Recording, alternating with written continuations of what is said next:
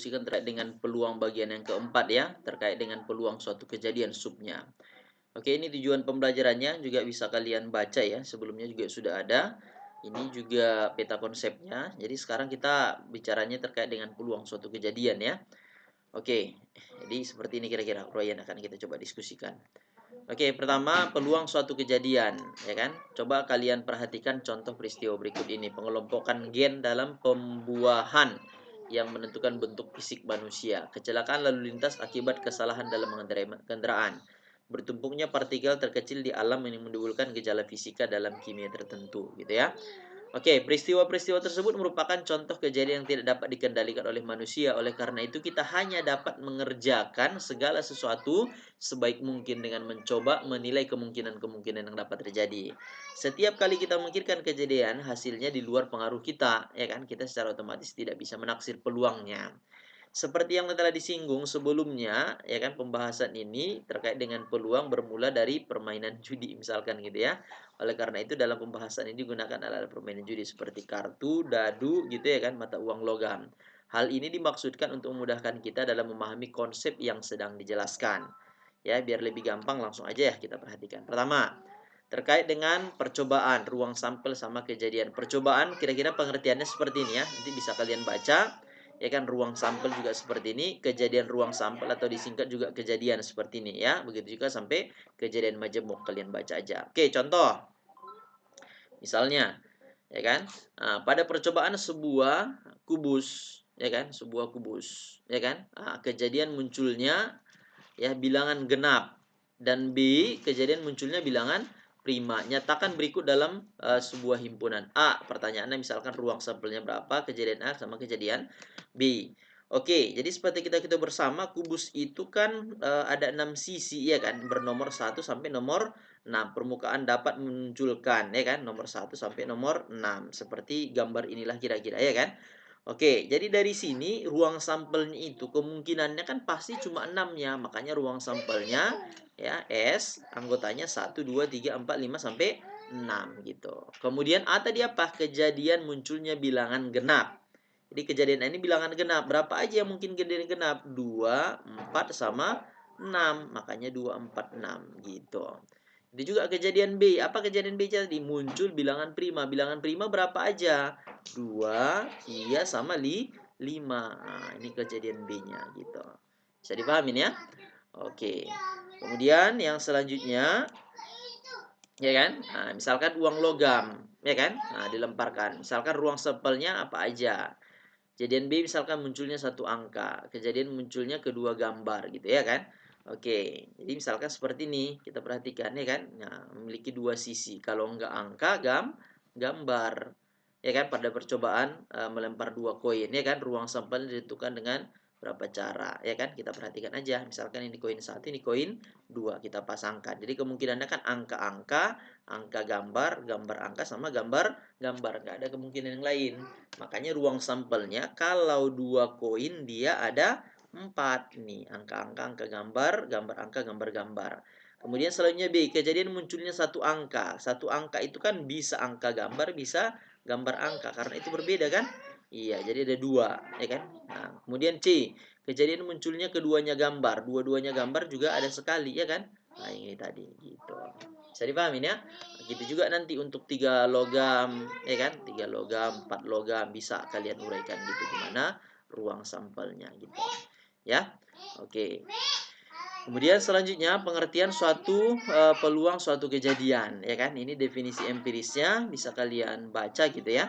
Oke, ini definisi empirisnya juga bisa kalian baca. Ini definisi klasiknya ya, bisa juga kalian baca. Artinya intinya sebenarnya kejadiannya terhadap semua kemungkinannya ruang sampelnya. Makanya sering kita seperti kita bersama, ya kan, rumus peluang itu kejadiannya, ya kan, peluang suatu kejadian A yaitu kejadiannya per ruang sampelnya NA per NS gitu. Oke, contoh misalkan, ya kan? Nah, contoh misalnya sebuah pelemparan sebuah kubus, ya kan? Atau tadadu tadi ya, peluang munculnya angka 1. Peluang munculnya angka genap. Jadi seperti kita bersama tadi kan ruang sampel dadu itu kan ada 6 S-nya, ya kan? Makanya NS-nya ada 6, angka 1 sampai 6. Ya, kemudian kejadian A, ya kan? Kejadian apa katanya tadi? Munculnya angka 1. Berarti anggotanya kan angka 1. Berarti NA-nya 1. Maka bisa kita tentukan peluangnya NA per NS-nya yaitu 1/6. Karena kejadiannya cuma 1. Ruang sampelnya ada 6, makanya 1/6 gitu. Itu juga bagian B-nya. Munculnya angka genap. Angka genap berapa aja? 2, 4, 6. Ada berapa? Ada 3. Makanya NB-nya ada 3. Maka peluangnya PB adalah NB per NS. Anggotanya ada 3, ya kan? Ruang sampel ada 5, ada 6, berarti 3/6 sama dengan kita sederhanakan menjadi setengah gitu. Ya. Oke, gitu juga untuk contoh selanjutnya. Apa katanya contoh selanjutnya? Ya kan? Misalkan kita perhatikan sebuah kantong ini ada 4 kelereng berwarna merah, 5 kelereng berwarna biru.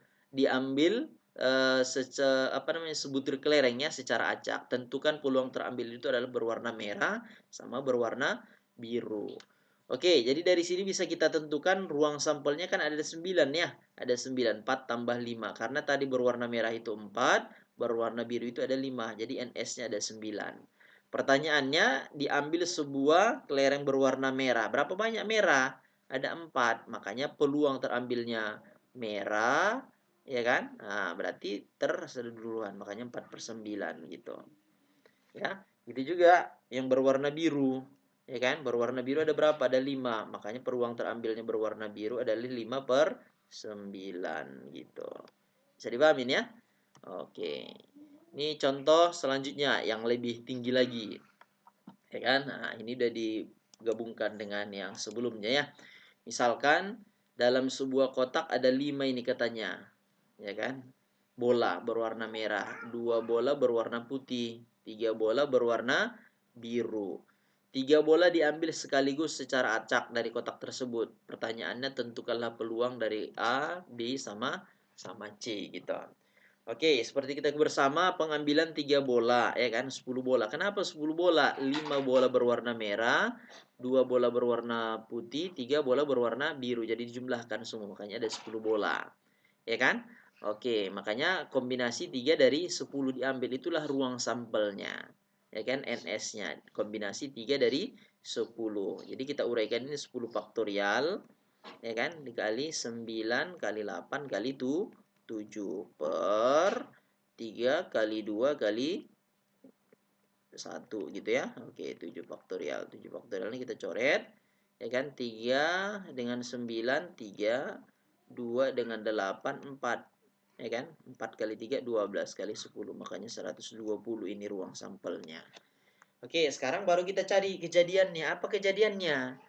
Terambil katanya semua bola berwarna merah. Diambil tadi berapa bola? 3 bola yang diambil kan? Berarti diambil 3 dari 5. Ya kan? Karena diambil 3 bola berwarna merah. Ya kan? Nah, makanya kombinasi 3 dari 5.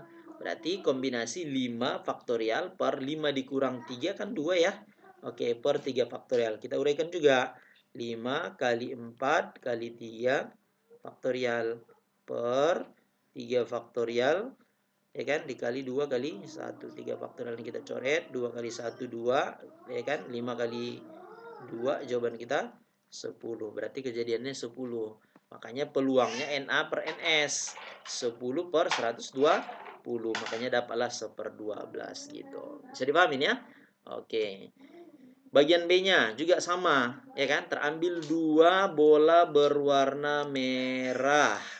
Ya kan? 2 bola berwarna merah, 1 berwarna biru, sama. Berarti diambil 2 dari 5 merah, diambil 1 dari 3 tadi biru kan? Iya, 3 biru. Kita uraikan 5 faktorial per 5 kurang 2 kan 3 faktorial ya.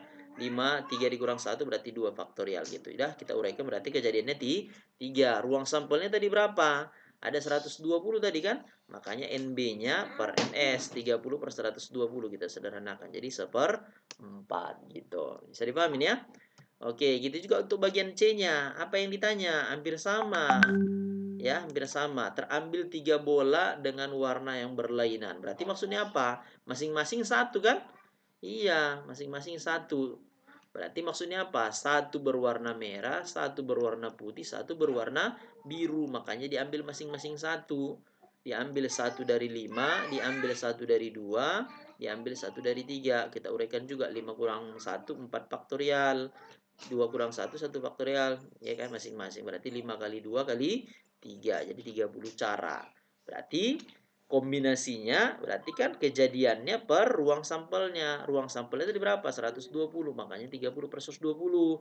Makanya jawaban kita 1/4 gitu. Bisa dipahamin ya? Oke. Kemudian ini kisaran nilai peluang. Nilai peluang itu pasti di antara 0 sampai 1. Nggak mungkin lebih dari 1. Semakin mendekati 1, maka kejadiannya semakin pasti. Ya, nah, semakin pasti ketika mendekati 1. Tapi semakin mendekati 0, maka semakin mendekati kemustahilan. Tapi nggak sampai gitu ya.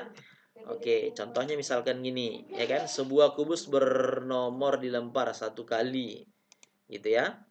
Oke, misalkan R ruang sampelnya, ya kan? Nah, A kejadian munculnya angka genap, ya kan, angka genap. B kejadian munculnya angka 7. C munculnya 1 dari 4 bilangan asli pertama. Tentukan kejadian peluang A, B sama C gitu ya. Oke, dadu itu kan ruang sampelnya ada 6 ya, makanya NS-nya ada 6 ini. Ya kan? Kemudian A itu tadi apa? A itu tadi kejadian munculnya angka genap. Angka genap kan 2, 4, 6. Ya kan? Makanya ada 3.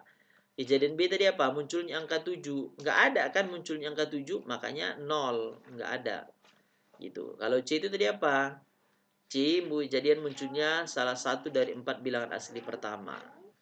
Ya kan? Nah, semua ya.